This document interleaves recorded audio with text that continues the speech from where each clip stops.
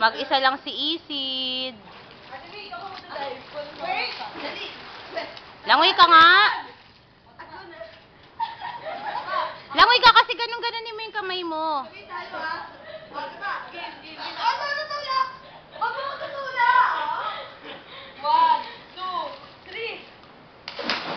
Video kaya to. Okay, ulit. Ako naman. 1, 2, 3. Inggit si Isid. Gusto din tumalon.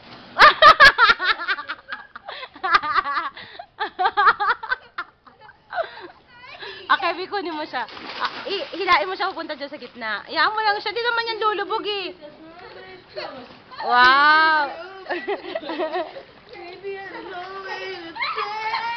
Ala!